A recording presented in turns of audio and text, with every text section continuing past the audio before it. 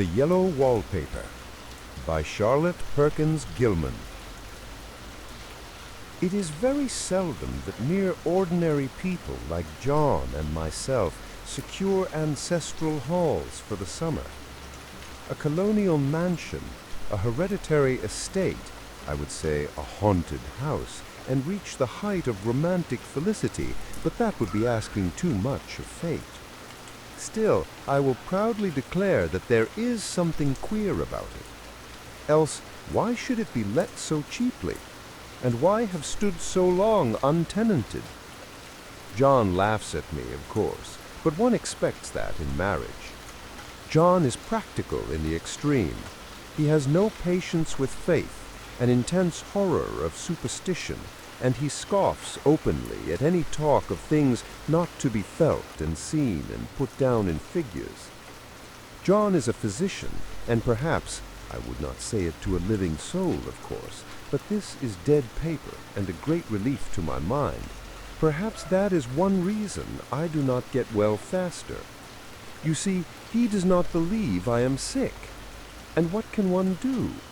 If a physician of high standing and one's own husband assures friends and relatives that there is really nothing the matter with one but temporary nervous depression, a slight hysterical tendency, what is one to do? My brother is also a physician and also of high standing, and he says the same thing. So I take phosphates or phosphites, whichever it is, and tonics, and journeys, and air, and exercise, and am absolutely forbidden to work until I am well again. Personally, I disagree with their ideas. Personally, I believe that congenial work with excitement and change would do me good. But what is one to do? I did write for a while in spite of them, but it does exhaust me a good deal, having to be so sly about it, or else meet with heavy opposition. I sometimes fancy that in my condition, if I had less opposition and more society and stimulus, but John says the very worst thing I can do is to think about my condition, and I confess it always makes me feel bad. So I will let it alone and talk about the house. The most beautiful place. It is quite alone, standing well back from the road, quite 3 miles from the village. It makes me think of English places that you read about, for there are hedges and walls and gates that lock, and lots of separate little houses for the gardeners and people. There is a delicious garden. I never saw such a garden. Large and shady, full of box-bordered paths, and lined with long grape-covered arbors with seats under them. There were greenhouses, too, but they are all broken now. There was some legal trouble, I believe, something about the heirs and co-heirs. Anyhow, the place has been empty for years. That spoils my ghostliness, I'm afraid, but I don't care. There is something strange about the house. I can feel it. I even said so to John one moonlit evening, but he said what I felt was a draft and shut the window. I get unreasonably angry with John sometimes. I'm sure I never used to be so sensitive. I think it is due to this nervous condition. But John says if I feel so, I shall neglect proper self-control. So I take pains to control myself, before him at least, and that makes me very tired. I don't like our room a bit. I wanted one downstairs that opened on the piazza and had roses all over the window and such pretty old-fashioned chintz hangings, but John would not hear of it. He said there was only one window and not room for 2 beds, and no near room for him if he took another. He is very careful and loving, and hardly lets me stir without special direction. I have a scheduled prescription for each hour in the day. He takes all care from me, and so I feel basely ungrateful not to value it more. He said we came here solely on my account, that I was to have perfect rest and all the air I could get. Your exercise depends on your strength, my dear, said he, and your food somewhat on your appetite, but air you can absorb all the time. So we took the nursery at the top of the house. It is a big, airy room, the whole floor nearly, with windows that look all ways and air and sunshine galore.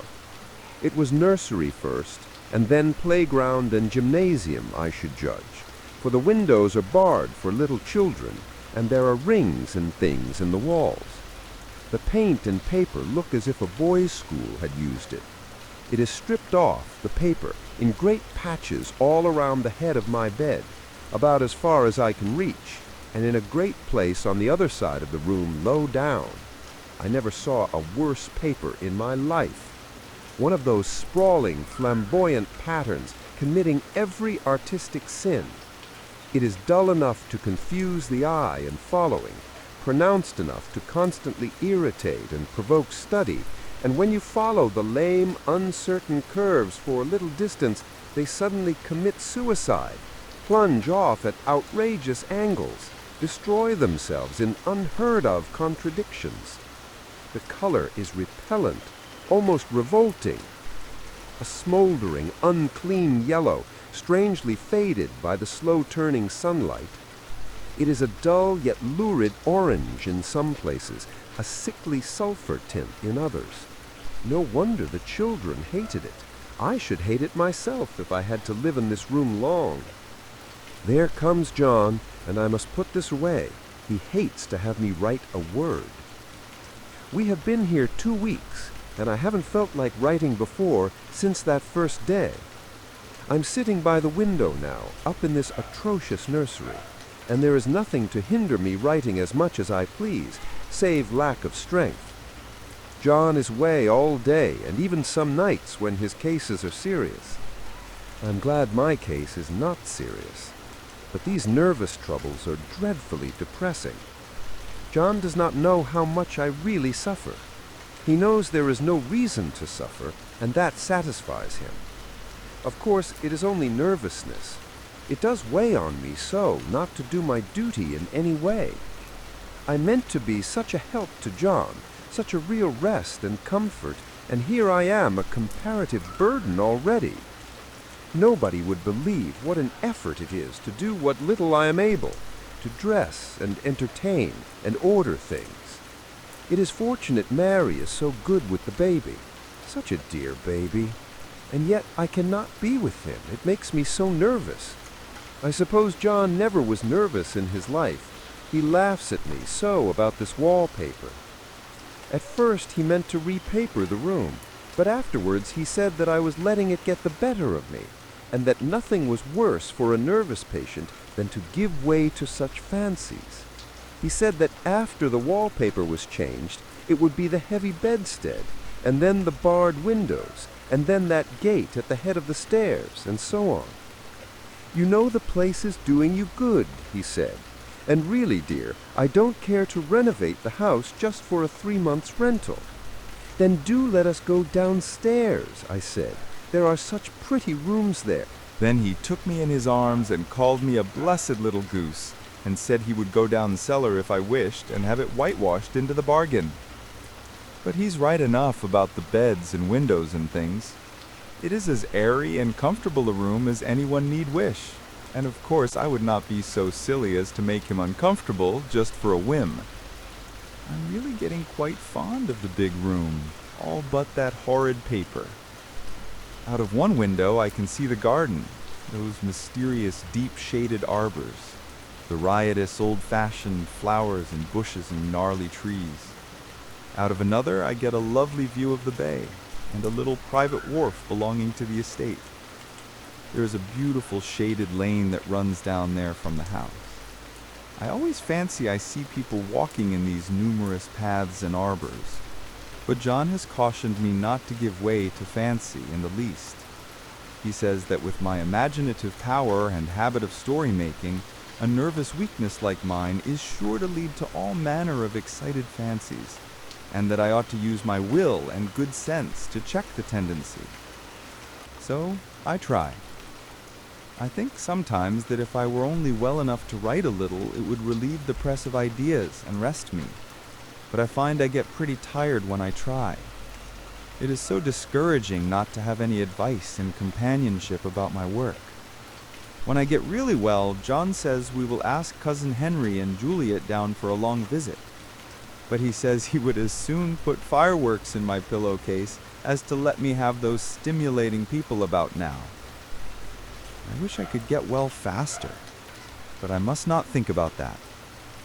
This paper looks to me as if it knew what a vicious influence it had.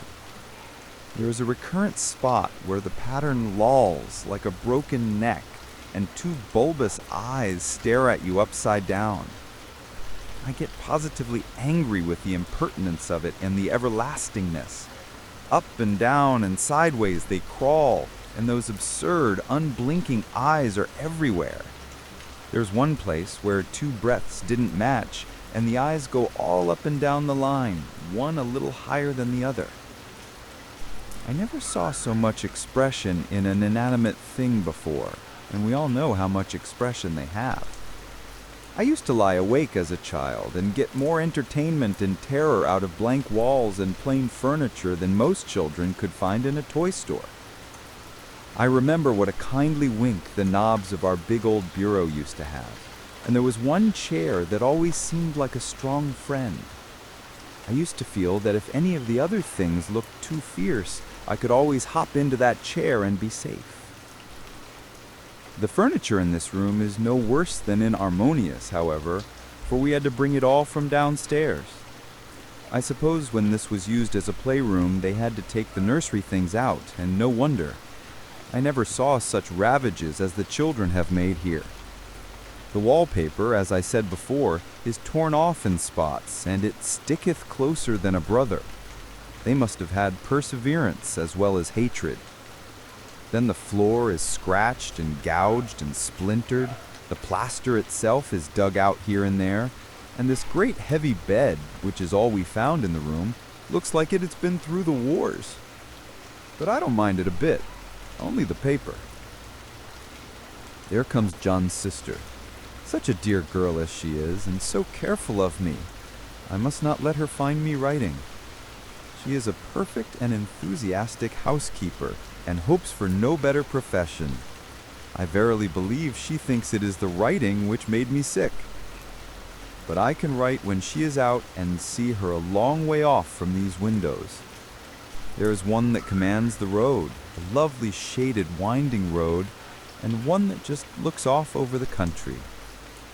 A lovely country, too, full of great elms and velvet meadows. This wallpaper has a kind of sub-pattern in a different shade, a particularly irritating one, for you can only see it in certain lights, and not clearly then. But in the places where it isn't faded, and where the sun is just so, I can see a strange, provoking, formless sort of figure that seems to sulk about behind that silly and conspicuous front design. There's Sister on the stairs. Well, the 4th of July is over. The people are gone, and I am tired out. John thought it might do me good to see a little company, so we just had Mother and Nellie and the children down for a week. Of course, I didn't do a thing. Jenny sees to everything now, but it tired me all the same. John says if I don't pick up faster, he shall send me to Weir Mitchell in the fall. But I don't want to go there at all. I had a friend who was in his hands once, and she says he's just like John and my brother, only more so. Besides, it's such an undertaking to go so far. I don't feel as if it was worthwhile to turn my hand over for anything, and I'm getting dreadfully fretful and querulous.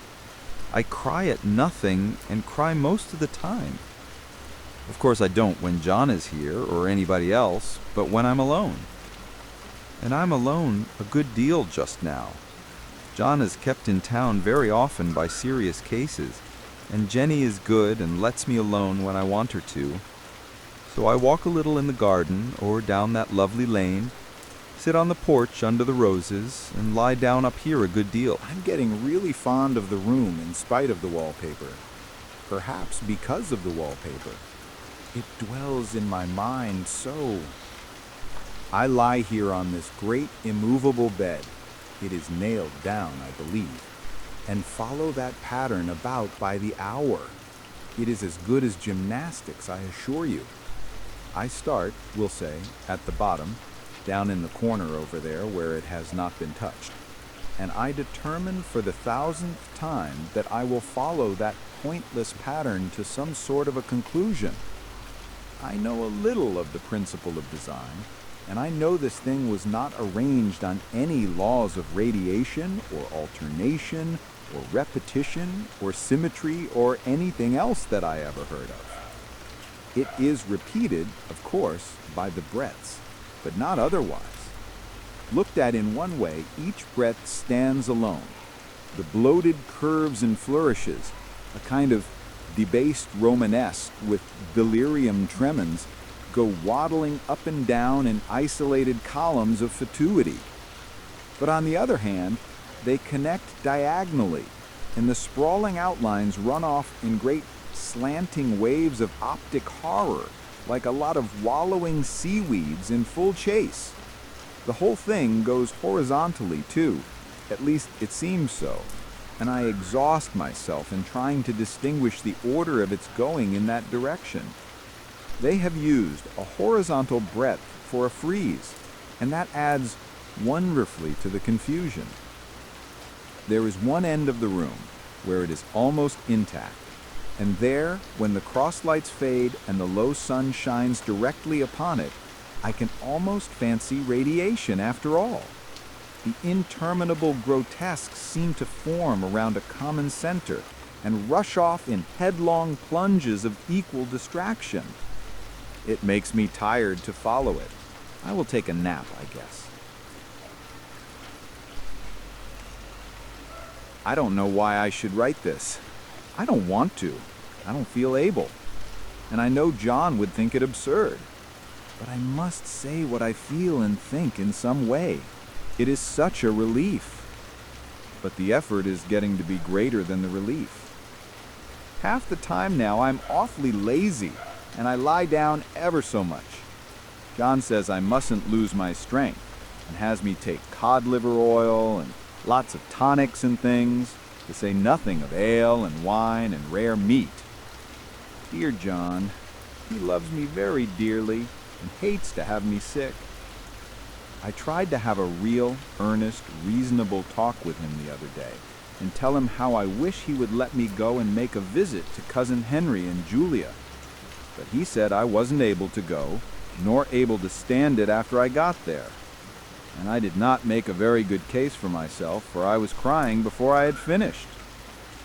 It is getting to be a great effort for me to think straight. Just this nervous weakness, I suppose. And dear John gathered me up in his arms and just carried me upstairs and laid me on the bed and sat by me and read to me till it tired my head. He said I was his darling and his comfort and all he had, and that I must take care of myself for his sake and keep well.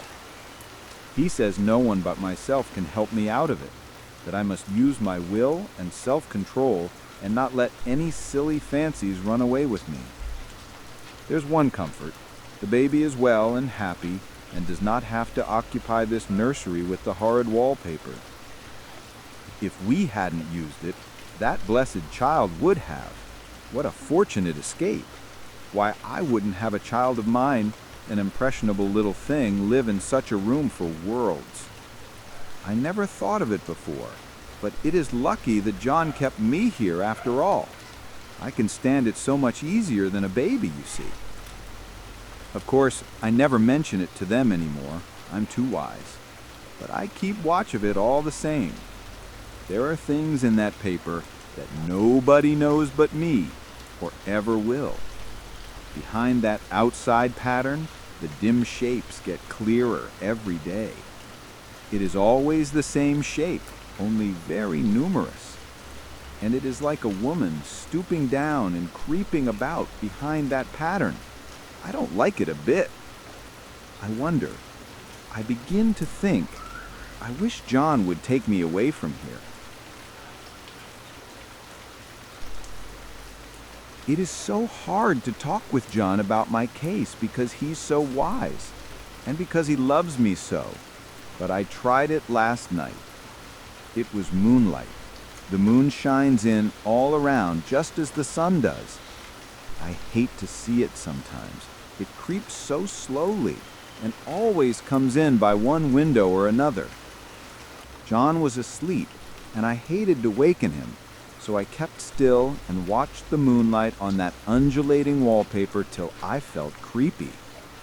The faint figure behind seemed to shake the pattern, just as if she wanted to get out. I got up softly and went to feel and see if the paper did move, and when I came back, John was awake. "What is it, little girl? Don't go walking about like that. You'll get cold." I thought it was a good time to talk, so I told him that I really was not gaining here, and that I wish he would take me away. "Why, darling," said he, "our lease will be up in 3 weeks, and I can't see how to leave before. The repairs are not done at home, and I cannot possibly leave town just now. Of course, if you were in any danger, I could and would, but you really are better, dear. Whether you can see it or not, I am a doctor, dear, and I know.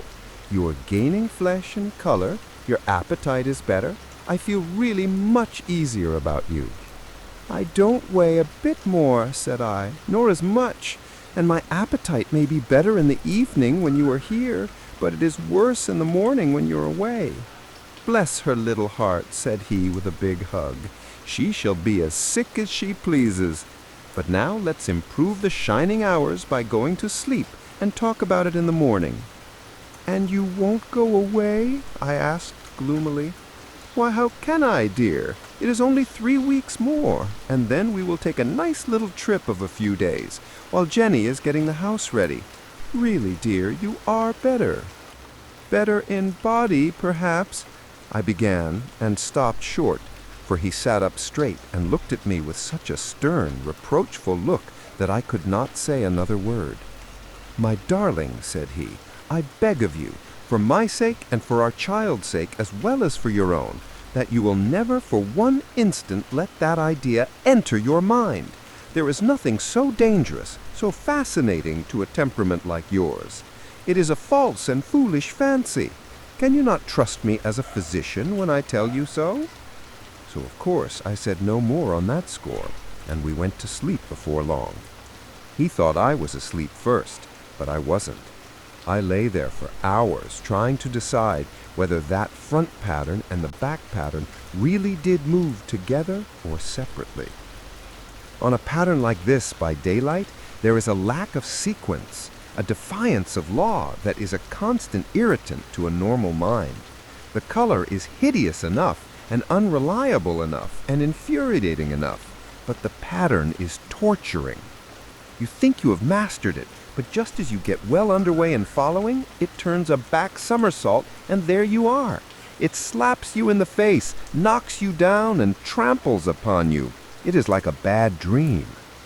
The outside pattern is a florid arabesque, reminding one of a fungus. If you can imagine a toadstool in joints, an interminable string of toadstools budding and sprouting in endless convolutions, why, that is something like it. That is, sometimes. There is one marked peculiarity about this paper, a thing nobody seems to notice but myself, and that is that it changes as the light changes. When the sun shoots in through the east window, I always watch for that first long, straight ray. It changes so quickly that I never can quite believe it. That is why I watch it always. By moonlight, the moon shines in all night when there is a moon. I wouldn't know it was the same paper. At night, in any kind of light, in twilight, candlelight, lamplight, and worst of all by moonlight, it becomes bars. The outside pattern, I mean, and the woman behind it is as plain as can be. I didn't realize for a long time what the thing was that showed behind, that dim sub-pattern, but now I am quite sure it is a woman. By daylight, she is subdued, quiet. I fancy it's the pattern that keeps her so still. It's so puzzling. It keeps me quiet by the hour. I lie down ever so much now. John says it's good for me, and to sleep all I can. Indeed, he started the habit by making me lie down for an hour after each meal. It is a very bad habit, I'm convinced. For, you see, I don't sleep, and that cultivates deceit, for I don't tell them I'm awake. Oh no. The fact is, I'm getting a little afraid of John. He seems very queer sometimes, and even Jenny has an inexplicable look. It strikes me occasionally, just as a scientific hypothesis, that perhaps it is the paper. I have watched John when he did not know I was looking, and come into the room suddenly on the most innocent excuses, and I've caught him several times looking at the paper. And Jenny, too. I caught Jenny with her hand on it once. She didn't know I was in the room, and when I asked her, in a very quiet voice, with the most restrained manner possible, what she was doing with the paper, she turned around as if she had been caught stealing, and looked quite angry, asked me why I should frighten her so. Then she said that the paper stained everything it touched, that she had found yellow smooches on all my clothes and John's, and she wished we would be more careful. Did not that sound innocent? But I know she was studying that pattern, and I am determined that nobody shall find it out but myself. Life is very much more exciting now than it used to be. You see, I have something more to expect, to look forward to watch. I really do eat better and am more quiet than I was. John is so pleased to see me improve. He laughed a little the other day and said I seemed to be flourishing in spite of my wallpaper. I turned it off with a laugh. I had no intention of telling him it was because of the wallpaper. He would make fun of me. He might even want to take me away. I don't want to leave now until I have found it out. There is a week more, and I think that will be enough. I'm feeling ever so much better. I don't sleep much at night, for it is so interesting to watch developments, but I sleep a good deal in the daytime. In the daytime, it is tiresome and perplexing. There are always new shoots on the fungus, and new shades of yellow all over it. I cannot keep count of them, though I have tried conscientiously. It is the strangest yellow, that wallpaper. It makes me think of all the yellow things I ever saw. Not beautiful ones like buttercups, but old, foul, bad yellow things. But there is something else about that paper, the smell. I noticed it the moment we came into the room, but with so much air and sun, it was not bad. Now we have had a week of fog and rain, and whether the windows are open or not, the smell is here. It creeps all over the house. I find it hovering in the dining room, skulking in the parlor, hiding in the hall, lying in wait for me on the stairs. It gets into my hair. Even when I go to ride, if I turn my head suddenly and surprise it, there is that smell. Such a peculiar odor, too. I have spent hours in trying to analyze it, to find what it smelled like. It is not bad at first and very gentle, but quite the subtlest, most enduring odor I ever met. In this damp weather, it is awful. I wake up in the night and find it hanging over me. It used to disturb me at first. I thought seriously of burning the house to reach the smell, but now I'm used to it. The only thing I can think of that it is like is the color of the paper, a yellow smell. There is a very funny mark on this wall, low down near the mopboard, a streak that runs round the room. It goes behind every piece of furniture except the bed, a long, straight, even smooch, as if it had been rubbed over and over. I wonder how it was done, and who did it, and what they did it for. Round and round and round, round and round and round. It makes me dizzy. I really have discovered something at last. Through watching so much at night when it changes so, I have finally found out. The front pattern does move, and no wonder. The woman behind, she shakes it. Sometimes I think there are a great many women behind, and sometimes only one, and she crawls around fast, and her crawling shakes it all over. Then in the very bright spots, she keeps still. And in the very shady spots, she just takes hold of the bars and shakes them hard. And she is all the time trying to climb through. But nobody could climb through that pattern. It strangles so. I think that is why it has so many heads. They get through, and then the pattern strangles them off and turns them upside down and makes their eyes white. If those heads were covered or taken off, it would not be half so bad. I think that woman gets out in the daytime, and I'll tell you why privately. I've seen her. I can see her out of every one of my windows. It is the same woman, I know, for she is always creeping, and most women do not creep by daylight. I see her on that long shaded lane, creeping up and down. I see her in those dark grape arbors, creeping all around the garden. I see her on that long road under the trees, creeping along, and when a carriage comes, she hides under the blackberry vines. I don't blame her a bit. It must be very humiliating to be caught creeping by daylight. I always lock the door when I creep by daylight. I can't do it at night, for I know John would suspect something at once. And John is so queer now that I don't want to irritate him. I wish he would take another room. Besides, I don't want anybody to get that woman out at night but myself. I often wonder if I could see her out of all the windows at once. But turn as fast as I can only see out of one at one time. And though I always see her, she may be able to creep faster than I can turn. I have watched her sometimes away off in the open country, creepin' as fast as a cloud shadow in a high wind. If only that top pattern could be gotten off from the under one. I mean to try it, little by little. I have found out another funny thing, but I shan't tell it this time. It does not do to trust people too much. There are only 2 more days to get this paper off, and I believe John is beginning to notice. I don't like the look in his eyes, and I heard him ask Jenny a lot of professional questions about me. She said I slept a good deal in the daytime. John knows I don't sleep very well at night, for all I'm so quiet.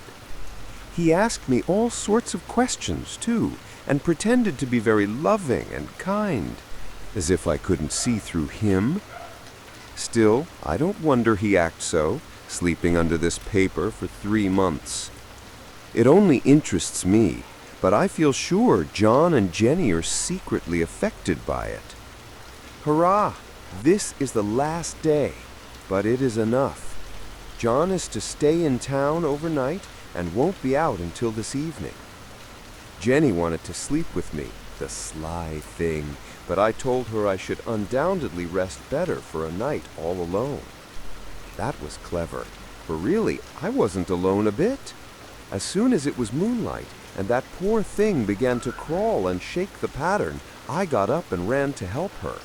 I pulled and she shook, I shook and she pulled, and before morning we had peeled off yards of that paper. A strip about as high as my head and half around the room.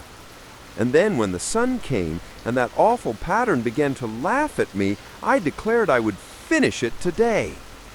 We go away tomorrow, and they are moving all my furniture down again to leave things as they were before. Jenny looked at the wall in amazement, but I told her merrily that I did it out of pure spite at the vicious thing. She laughed and said she wouldn't mind doing it herself, but I must not get tired. How she betrayed herself that time.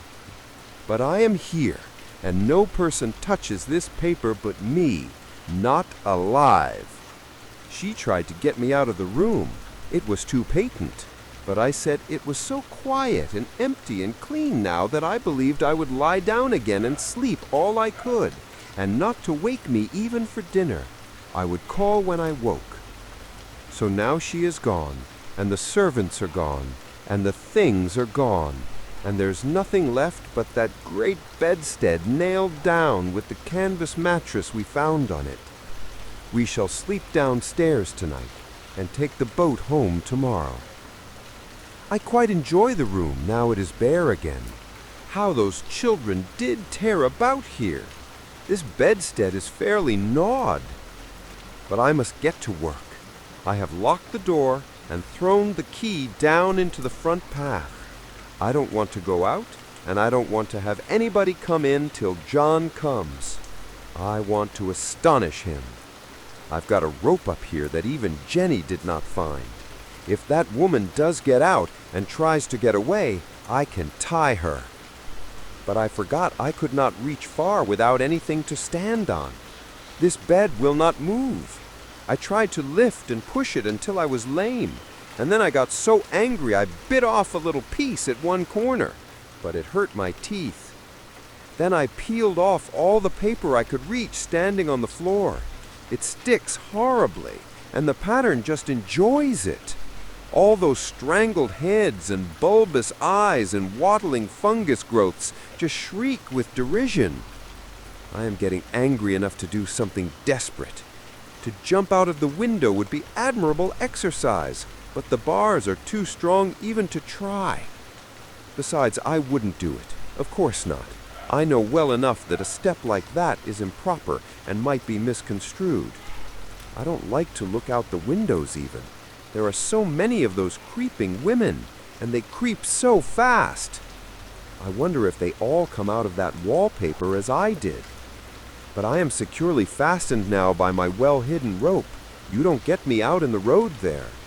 I suppose I shall have to get back behind the pattern when it comes night, and that is hard. It is so pleasant to be out in this great room and creep around as I please. I don't want to go outside. I won't, even if Jenny asks me to. For outside you have to creep on the ground, and everything is green instead of yellow. But here I can creep smoothly on the floor, and my shoulder just fits in that long smooch around the wall, so I cannot lose my way. Why, there's John at the door. It's no use, young man. You can't open it. How he does call and pound. Now he's crying for an axe. It would be a shame to break down that beautiful door. John, dear, said I in the gentlest voice, the key is down by the front steps under a plantain leaf. That silenced him for a few moments. Then he said, very quietly indeed, open the door, my darling. I can't, I said. The key is down by the front door under a plantain leaf. And then I said it again, several times, very gently and slowly, and said it so often that he had to go and see, and he got it, of course, and he came in. He stopped short by the door. What is the matter? He cried. For God's sake, what are you doing? I kept on creeping just the same, but I looked at him over my shoulder. I've got out at last, in spite of you and Jane, and I've pulled off most of the papers so you can't put me back. Now why should that man have fainted? But he did, and right across my path by the wall, so that I had to creep over him every time.